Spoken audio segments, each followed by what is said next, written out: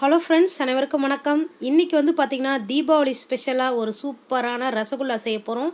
நல்லா பஞ்சு மாதிரி வந்து வீட்லேயே எப்படி செய்கிறது, நம்ம ஸ்வீட் ஷாப்பில் வாங்குற மாதிரின்றத பார்க்க போகிறோம். வாங்க வீடியோக்குள்ளே போகலாம். ஃபஸ்ட்டு வந்து 1 லிட்டர் பால் வந்து காய்ச்சிக்கோங்க.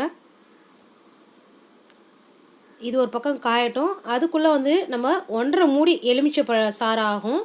அதை நல்லா பிழிஞ்சி வடிகட்டி வச்சுக்கோங்க. இந்த மாதிரி இப்போ பால் நல்லா கொதி வந்துடுச்சு. இப்போ கொஞ்சம் கொஞ்சமாக இந்த லெமன் ஜூஸை வந்து சேர்த்துக்கலாம். நம்ம வந்து பாலை வந்து திரிய வைக்கணும்.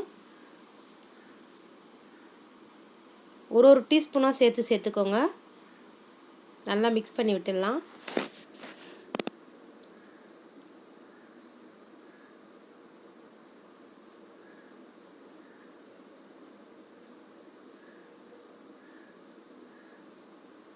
இப்போ திரிய ஆரம்பிச்சிருக்கு.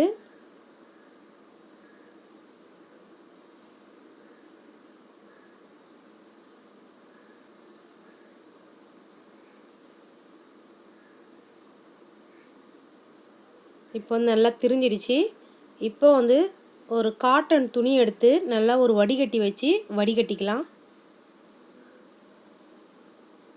நான் கர்ச்சீப் தான் யூஸ் பண்ணியிருக்கேன். இதை ஒரு 3 தடவை வந்து நல்லா தண்ணி ஊற்றி நல்லா அலசிக்கலாம். அப்போ வந்து அந்த எலுமிச்சை பழ சாறு வந்து வாசனை அடிக்காது. இந்த மாதிரி வந்து மிக்ஸ் பண்ணி விட்டுக்கலாம் தண்ணி ஊற்றி.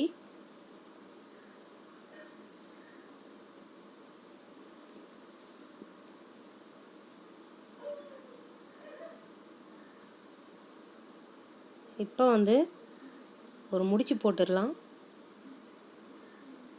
இது லைட்டாக ஒரு அழுத்தம் கொடுத்துட்டு அதுக்கப்புறம் டேப்பில் கட்டி ஒரு 3/4 மணி நேரம் அந்த மாதிரி தொங்க விட்டுடலாம். சுத்தமாக தண்ணி வடிஞ்சிரும். அது வடிகிறது கட்டியும் நம்ம அடுத்ததாக வந்து சர்க்கரை பாகு ரெடி பண்ணிக்கலாம். 1 கப்பு சர்க்கரைக்கு 4 கப்பு தண்ணி வச்சுக்கோங்க.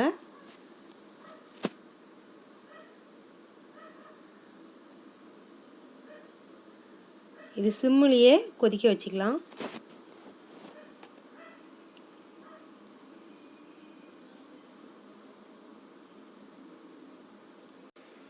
கரெக்டாக வந்து 3/4 மணி நேரம் கழித்து இப்போ ஓப்பன் பண்ணி பார்த்தலாம். சுத்தமாக வந்து தண்ணி வடிஞ்சிடுச்சு.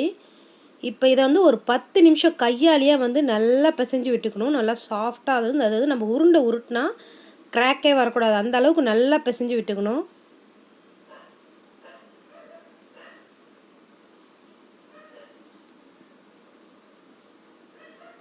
நல்லா இந்த மாதிரி வந்து உள்ளங்கையை வச்சு அழுத்தி அழுத்தி பிசைஞ்சுக்கோங்க.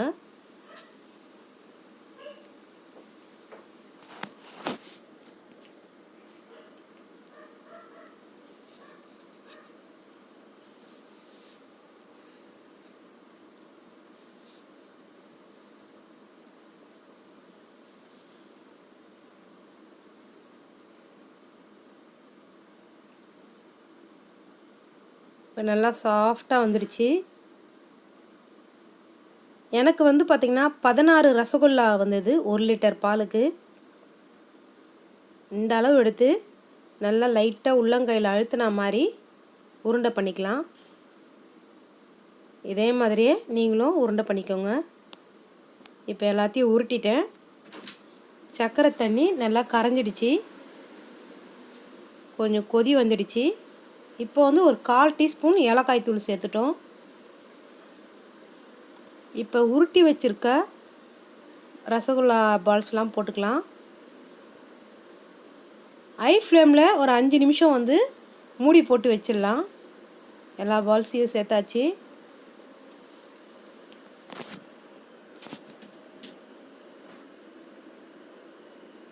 மூடி போட்டாச்சு. ஒரு 5 நிமிஷம் ஆயிடுச்சு.